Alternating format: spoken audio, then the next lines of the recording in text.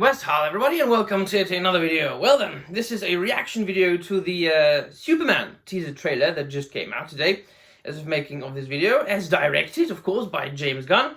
Now this movie has been talked about quite a lot recently, especially, well, because it's Superman, right? One of the most iconic characters of pop culture, made famous not only by comic books, at this point really more of like by movies and TV shows and everything else but comics. But this particular case, it's a very strange animal, and I'm quite interested in what people will have to say. And if I am proved right again, once again, because this trailer, or teaser trailer, contains everything that comic book fans should be absolutely ecstatic and excited about. Now, if you watch the trailer, or the teaser trailer, it's not really long. And I don't think they even, like, speak in the trailer. I might need to rewatch it, but we see Superman being the hero that saves people.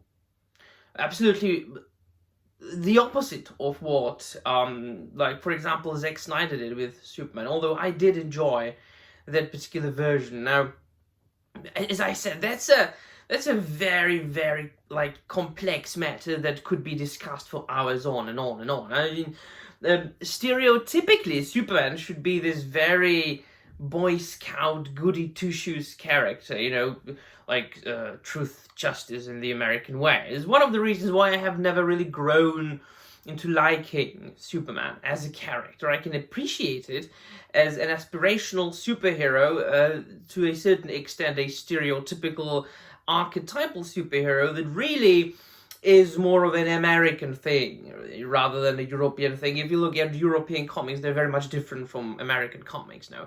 We are not too much into superheroes here, you know. And as far as the atmosphere or the overall feeling of the comics, Europeans are more into the dark and gritty stuff. Into and even our even our more cartoony kiddie stuff are very much sarcastic, ironic, like Asterix, for example, is very, very much so. And I'm sure that my viewers here will come up with million, billion, gazillion other examples. And so I can imagine, and I have heard, come on, I have been around the internet, the geek internet, for a long time, and a lot of the audience, a lot of geeks and nerds on the net, you know, they come from America, so I know what they want.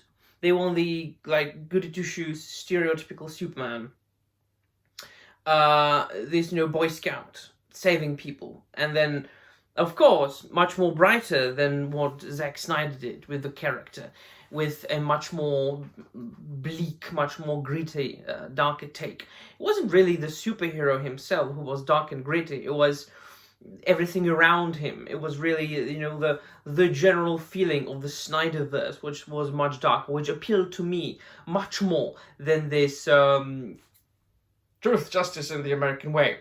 But objectively, we see Superman being bright and saving people, and then of course we begin with seeing him, like, being beaten down on the ground, which of course then people might theoretically complain, oh, it's Superman being beaten down, they want to show patriarchy being beaten down. Well, I mean, how do you want to make a story about Superman interesting? I mean, he is possibly, arguably, the most invincible, godlike American superhero there is. So the only way you can tell a interesting Superman story is to find a way to beat Superman down, usually through kryptonite and things like that. You know, you need kryptonite to really mess Superman up, to show that the hero struggles. You know, there is the old Greek theory and feeling of catharsis, where, you know, you need to see the hero suffer and go through trials and tribulations so he can sympathize and empathize with the hero, and through his trials and tribulations you will come out cleansed as well, you know, catharsis. You see that. Now, who does he call Crypto?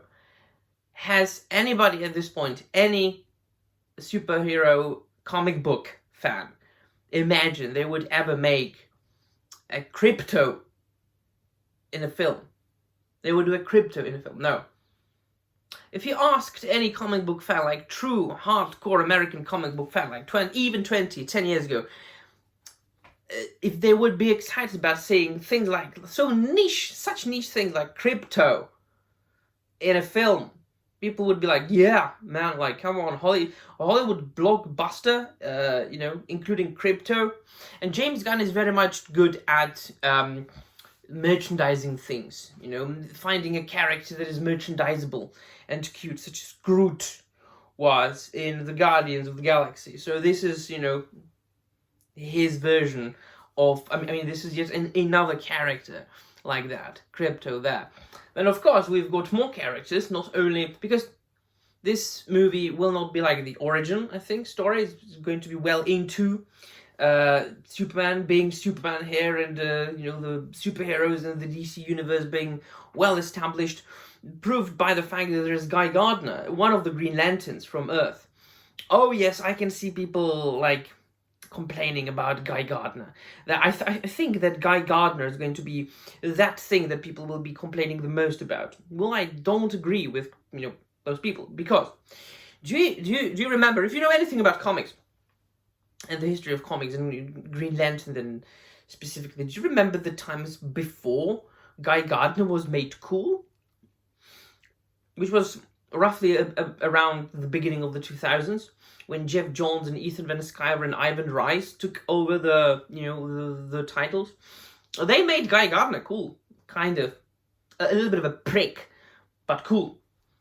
He wore this bowl cut before that. He was kind of a joke character, and absolutely looks like that in this film. They are staying true, actually, to the source material once again. I've seen some complaints about, there is no story in the teaser trailer. Do you remember Christopher Nolan, making a movie and basically putting out the first teaser to absolutely anything that he did? Like when he made Inception, for example. Do you remember the first teasers and the first trailers being just...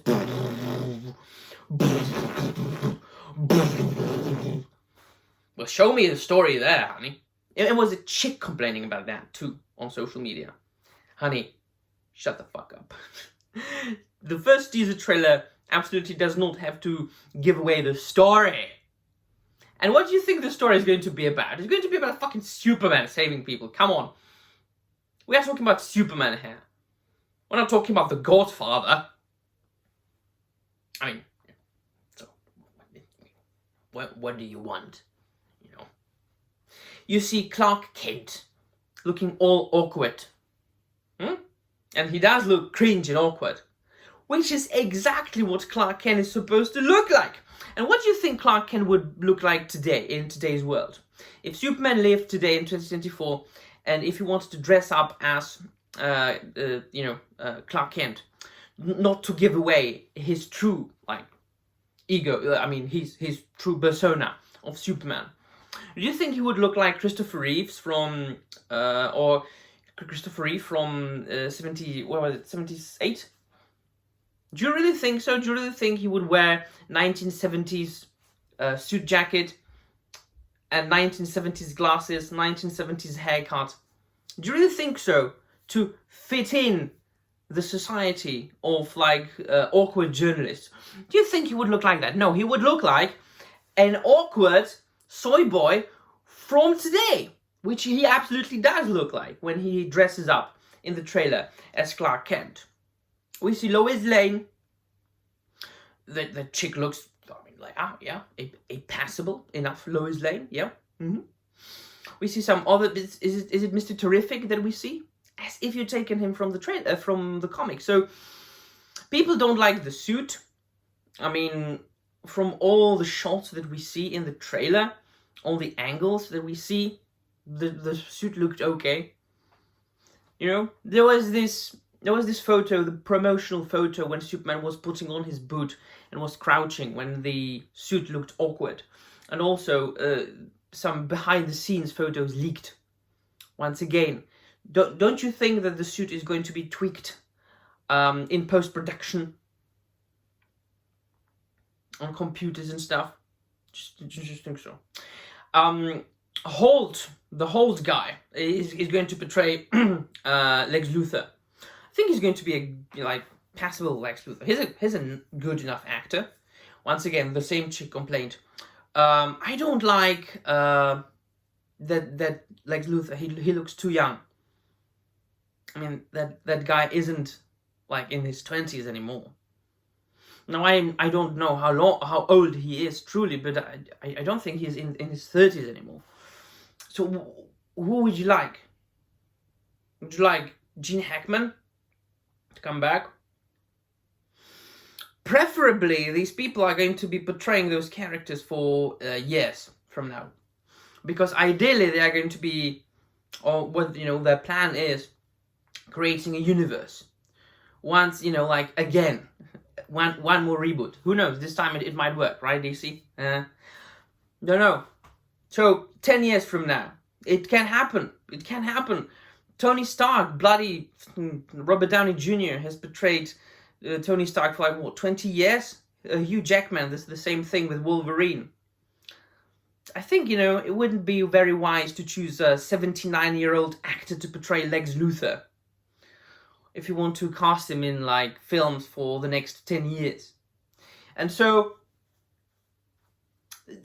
objectively, now what I think, I don't really give a damn, because I don't really like Superman that much, but objectively, the trailer contains everything that a Superman comic book fan should want from a Superman teaser trailer.